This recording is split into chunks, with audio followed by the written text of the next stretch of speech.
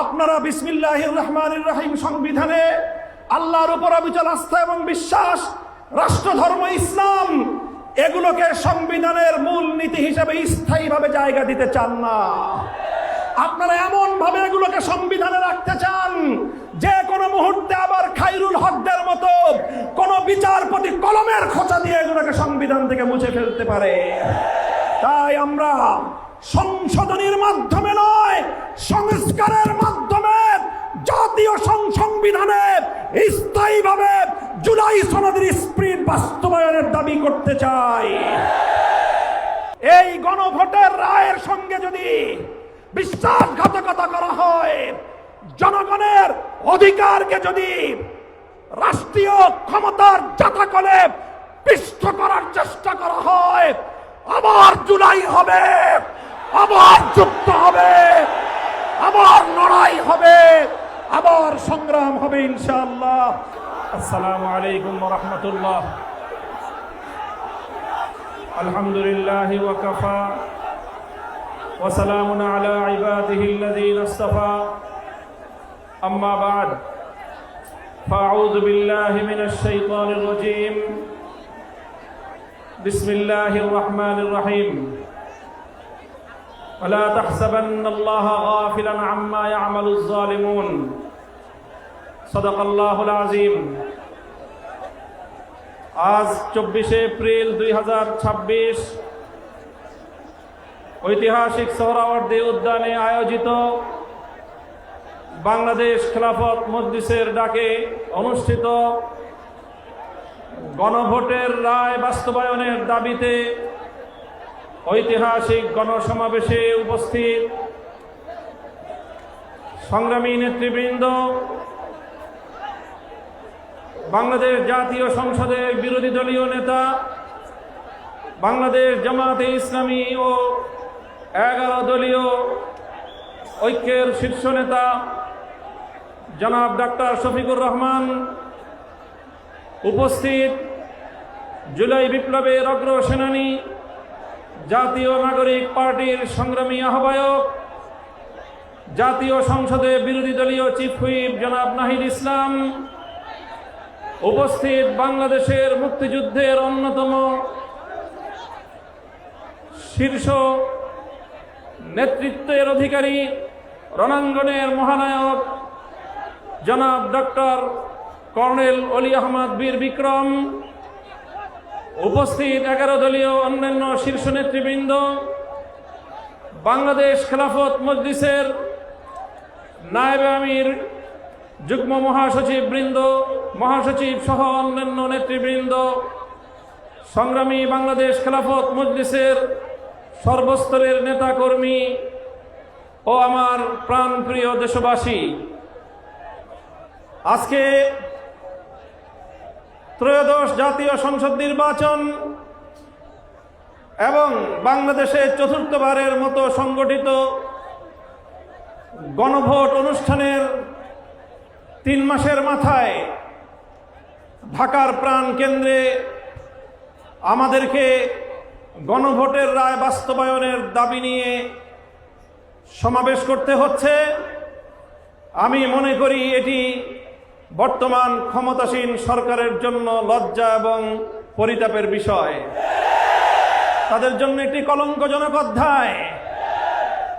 সংগ্রামী সাথী ও বন্ধুগণ, জুলাই বিপ্লব পরবর্তী এই বাংলাদেশের মাটিতে দাঁড়িয়ে আজকে আমি স্মরণ করছি বাংলাদেশের সেই সকল অকুতোভয় বীর সেনানীদেরকে যারা এই স্বাধীন সার্বভৌম জাতিসত্তার ভিত্তিতে একটি বাংলাদেশ গঠন করার জন্য যুগে যুগে রক্ত দিয়েছে।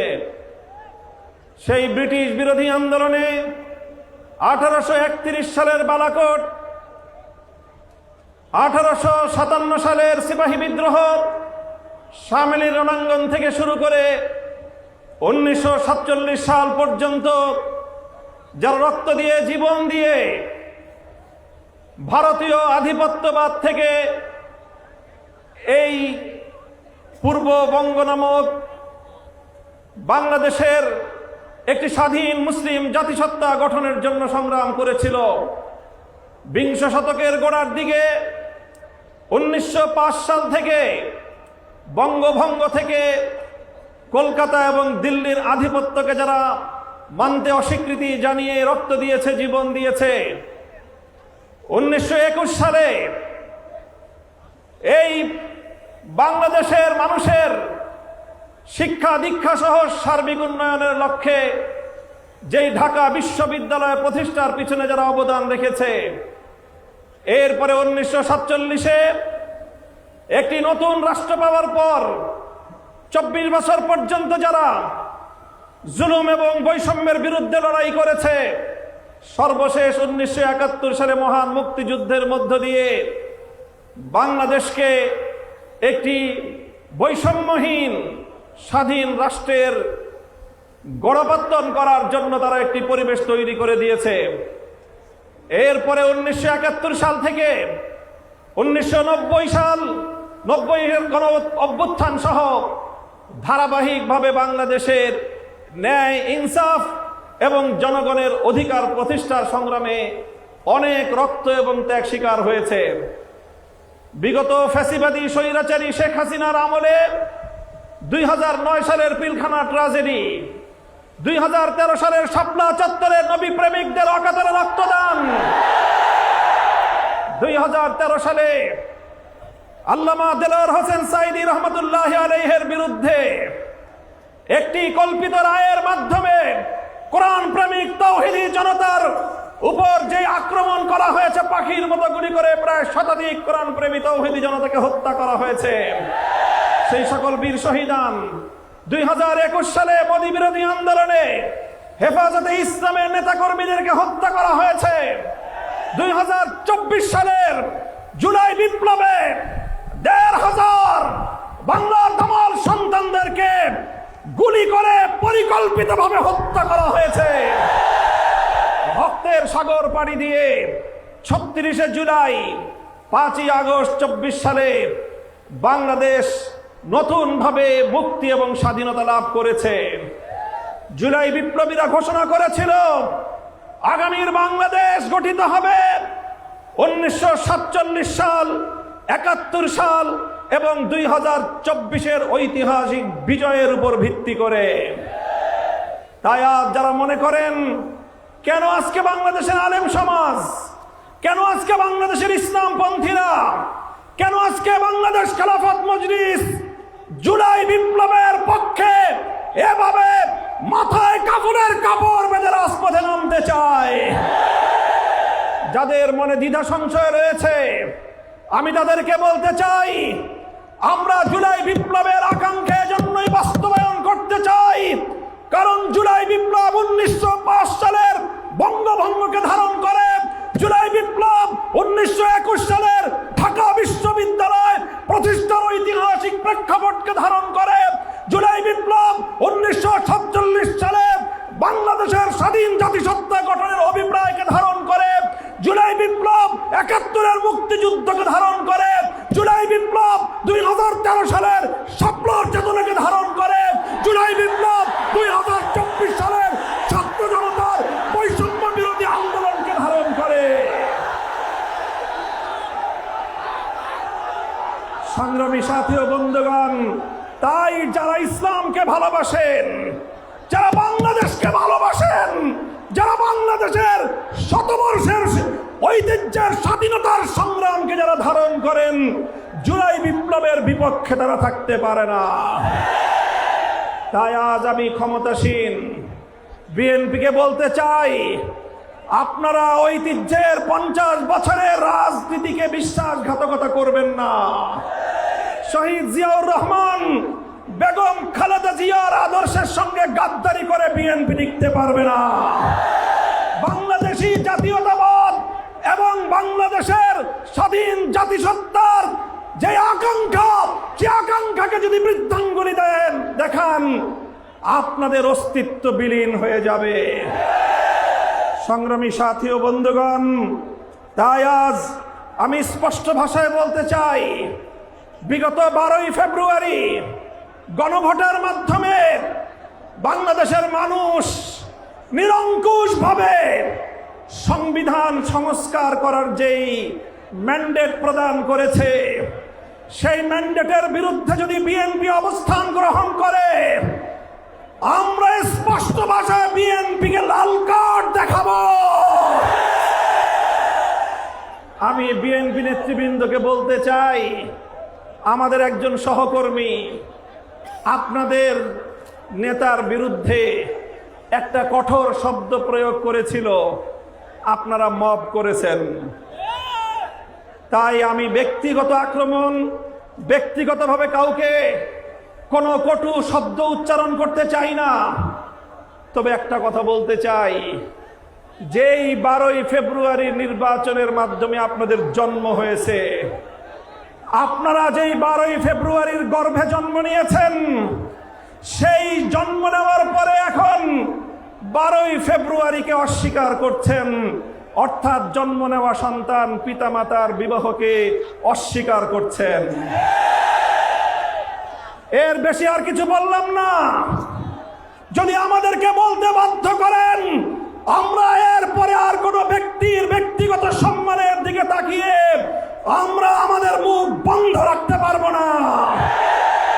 মনে রাখবেন, জুলাই বিপ্লবের ভিত্তিতে যেই গণভোট হয়েছে, সেই গণভোটে এদেশের ছাত্র জনতার 24-এর বিপ্লবের যে গণ আকাঙ্ক্ষা, রাষ্ট্র সংস্কার, রাজনৈতিক বন্দোবস্তের যেই সংস্কারের দাবি, সেই সংস্কারের দাবিগুলোই পয়েন্ট আকারে গণভোটে 4টি পয়েন্ট আকারে জাতির সামনে উপস্থাপন করা হয়েছিল। গণভোটের ইতিহাস আপনাদেরকে স্মরণ করিয়ে দিতে চাই। বাংলাদেশে ইতিপূর্বে আরো 3টি গণভোট হয়েছে। আজ 2026 সালে 4র্থ গণভোট হয়েছে। ইতিপূর্বে 3টি গণভোটের রায়ের সঙ্গে কেউ গাদ্দারি করে নাই। শুধু বাংলাদেশ নয়, বিশ্ব ইতিহাসে যতগুলো রাষ্ট্রে গণভোট এবং রেফারেন্ডাম হয়েছে, আজ অবধি কোন গণভোট এবং রেফারেন্ডামের সঙ্গে কেউ গাদ্দারি করে নাই। বিএনপি যদি আজ এই গণভোটের সঙ্গে গাদ্দারি করে, শুধু বাংলাদেশ নয়, বিশ্ব ইতিহাসের গাদ্দার দল হিসেবে চিহ্নিত হবে। আমরা পরিষ্কার ভাষায় বলতে চাই, তাই গণভোটের রায় কার্যকর করার জন্য সংবিধান সংস্কার পরিষদ গঠনের যে ম্যান্ডেট বাংলাদেশের জনগণ দিয়েছে, সেই সংবিধান সংস্কার পরিষদ বাস্তবায়নের মাধ্যমে সংবিধান সংস্কার করে জুলাই বিপ্লবকে সংবিধানে ধারণ করতে হবে। আমরা মাননীয় প্রধানমন্ত্রী, তিনি দেশের মানুষকে এখন বলে বেড়াচ্ছেন জুলাই সনদকে অক্ষরে অক্ষরে বাস্তবায়ন করবেন। এটি আপনার একটি প্রতারণামূলক কথা। আপনারা জুলাই সনদ নয়, বরং আপনাদের নোট অফ ডিসেন্ট আপনারা বাস্তবায়ন করতে চান। আপনারা বিসমিল্লাহির রহমানির রহিম সংবিধানে আল্লাহর উপর অবিচল আস্থা এবং বিশ্বাস, রাষ্ট্রধর্ম ইসলাম, এগুলোকে সংবিধানের মূল নীতি হিসেবে স্থায়ীভাবে জায়গা দিতে চান না। আপনারা এমন ভাবে এগুলোকে সংবিধানে রাখতে চান যে কোনো মুহূর্তে আবার খায়রুল হকদের মতো কোন বিচারপতি কলমের খোঁচা দিয়ে এগুলোকে সংবিধান থেকে মুছে ফেলতে পারে।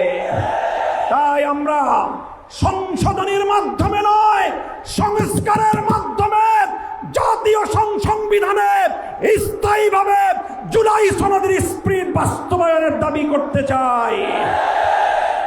আমরা পরিষ্কার ভাষায় বলি, আজ বাংলাদেশের ক্ষমতাসীন মহল বিভিন্ন ক্ষেত্রে ব্যর্থতার যেই মহা প্রদর্শনী করে চলেছে, কূটনৈতিক ব্যর্থতা আজকে তাদের দিবালোকের ন্যায় পরিষ্কার। বাংলাদেশের বর্তমান সরকারের কূটনৈতিক ব্যর্থতার কারণে আজকে একটি দেশ থেকে, আধিপত্যবাদী দেশ যারা বাংলাদেশের মানুষের অধিকারকে 15 বছর পর্যন্ত তাদের পায়ের নিচে পিষ্ট করেছে, সেই আধিপত্যবাদী দেশ বাংলাদেশে একজন কূটনীতিক নিয়োগ করেছেন। বিশ্ব ইতিহাসের সকল কূটনৈতিক সভ্যতা এবং ভদ্রতার শালীনতাকে, রেওয়াজকে উপেক্ষা করে তাদের একজন দলীয় এজেন্ডা বাস্তবায়নকারীকে বাংলাদেশে সেই বিজেপির দলীয় এজেন্ডা বাস্তবায়ন করার জন্য কূটনৈতিক হিসাবে বাংলাদেশে নিয়োগ দিয়েছে। অথচ বাংলাদেশ সরকার এটার কোনো প্রতিবাদ জানায় নাই। আমরা পরিষ্কার ভাষায় বলতে চাই, আমরা ভারত রাষ্ট্র এবং তার জনগণের সঙ্গে বাংলাদেশ সমতার ভিত্তিতে কূটনৈতিক সম্পর্ক স্থাপন করতে চায়। বাংলাদেশকে বিজেপির কোন দলীয় ফোরামে পরিণত করতে দেব না। বাংলাদেশের বর্তমান সরকারের কূটনৈতিক ব্যর্থতার কারণে হরমুজ প্রণালীতে বাংলাদেশের তেলের জাহাজগুলো বারবার আটকে যাচ্ছে। বন্ধু প্রতিম দেশ ইরান বাংলাদেশের সঙ্গে বন্ধুত্বের হাত বাড়িয়ে দেয়, কিন্তু বাংলাদেশ চরমভাবে কূটনৈতিক ব্যর্থতার পরিচয় দিয়ে এখনো পর্যন্ত হরমুজ প্রণালী থেকে একটি জাহাজ অবমুক্ত করতে পারেনি। যদি আপনারা না পারেন, ব্যর্থতার দায় স্বীকার করে আমাদেরকে দায়িত্ব প্রদান করেন। আমরা হরমুজ প্রণালী থেকে বাংলাদেশের তেলবাহী জাহাজ মুক্ত করে বাংলাদেশের জ্বালানি সংকট নিরসনে ভূমিকা পালন করতে প্রস্তুত রয়েছে। আপনারা কি করবেন, কি করছেন? বাংলাদেশ ব্যাংকের গভর্নরের পদ দখল করেছেন। বাংলাদেশের গোটা ব্যাংক সেক্টরকে দুর্বৃত্তদের হাতে তুলে দিয়েছেন। এভাবে ব্যাংক সেক্টর থেকে আবার দুর্বৃত্তপনার মাধ্যমে বাংলাদেশটাকে আপনারা ধ্বংস করার পায়তারা করছেন। আপনারা দুর্নীতি দমন কমিশন থেকে বিচার বিভাগ পর্যন্ত রাষ্ট্রীয় প্রতিটি প্রতিষ্ঠানকে দলীয়করণ করার পায়তারা করছেন। আমাদের আখেরি পয়গাম, বাংলাদেশ ইনশাআল্লাহ আর কোনোদিন সেই একদলীয় বাকশাল তন্ত্র অথবা বিএনপি তন্ত্রের যুগে ফিরে যাবে না। বাংলাদেশের শহীদ প্রেসিডেন্ট জিয়াউর রহমান যেইভাবে বহুদলীয় ব্যবস্থা বাস্তবায়ন করেছে, সেই ব্যবস্থার রাজনীতি যদি করতে পারে বিএনপি টিকে থাকবে, অন্যথায় বিএনপি তার অস্তিত্বের সংকটে পড়বে। সংগ্রামী সাথী ও বন্ধুগণ, আমাদের আখেরি পয়গাম, যেভাবে গত দুদিন ধরে বাংলাদেশের বিভিন্ন শিক্ষাঙ্গনগুলোতে, ঢাকা বিশ্ববিদ্যালয় সহ বিভিন্ন শিক্ষাঙ্গনগুলোতে অস্ত্রের ঝনঝনানি শুরু করেছেন, স্থানীয় ছাত্র নেতৃবৃন্দের উপর যেভাবে ছাত্রলীগের হেলমেট লীগের মতো ভূমিকায় অবতীর্ণ হয়েছে, এই ধারা যদি অব্যাহত থাকে এর দায় সম্পূর্ণ সরকারকে গ্রহণ করতে হবে। মব সংস্কৃতি বন্ধ করুন, দ্রব্যমূল্য লাগামে টানল, দ্রব্যমূল্যের লাগাম টানুন। এভাবে রাষ্ট্রের প্রতিটি সেক্টরে বিরোধী দলের পক্ষ থেকে সহযোগিতার যে আহ্বান জানানো হয়েছে, সেই আহ্বানে সারাদিন ইনশাআল্লাহ আমরা সহযোগিতার ভিত্তিতে দেশকে এগিয়ে নিতে প্রস্তুত। কথা বলেন ঠিক কিনা? আমি আজকের এই বিশাল গণসমুদ্রকে লক্ষ্য করে আখেরি কথা জিজ্ঞাসা করতে চাই। এই কালো পতাকাটা নামান। আমি আপনাদেরকে বলতে চাই, আজ গণভোটের রায় বাস্তবায়নের জন্য বাংলাদেশ খেলাফত মজলিস যে ডাক দিয়েছে, এটি আমাদের সর্বশেষ কর্মসূচি নয়। আজ হলো আমাদের গণভোটের রায় বাস্তবায়নের জন্য কর্মসূচির যাত্রা শুরু। এই কর্মসূচি নিয়ে আমরা বাংলাদেশের প্রতিটি প্রান্তে প্রান্তে ছড়িয়ে যাব। তাই আমি কর্মসূচি ঘোষণা করছি, আগামী 3 মাস, মে, জুন, রক্তাক্ত জুলাই, বাংলাদেশের প্রতিটি জেলায় জেলায় গণভোটের রায় বাস্তবায়ন এবং দেশের অন্যান্য চলমান সংকট নিরসনের দাবিতে বাংলাদেশ খেলাফত মজলিস জেলায় জেলায় নাগরিক সমাবেশ করবার ঘোষণা দিচ্ছে। প্রতিটি জেলায় নাগরিক সমাবেশ বাস্তবায়নের পর 2026 সালের 36শে জুলাই, 5ই আগস্ট ঐতিহাসিক এই ঢাকায় বাংলাদেশ খেলাফত মজলিসের ডাকে গণমিছিল অনুষ্ঠিত হবে ইনশাআল্লাহ। কর্মসূচিগুলো আপনারা বাস্তবায়ন করবেন তো ইনশাআল্লাহ? আমরা আমাদের আবার আখেরি পয়গাম দিয়ে যেতে চাই, এই গণভোটের রায়ের সঙ্গে যদি বিশ্বাসঘাতকতা করা হয়, জনগণের অধিকারকে যদি রাষ্ট্রীয় ক্ষমতার জাতাকলে পিষ্ট করার চেষ্টা করা হয়, আবার জুলাই হবে, আবার যুদ্ধ হবে, আবার লড়াই হবে, আবার সংগ্রাম হবে ইনশাআল্লাহ। নাসরুম মিনাল্লাহি ওয়া ফাতহুন করিব।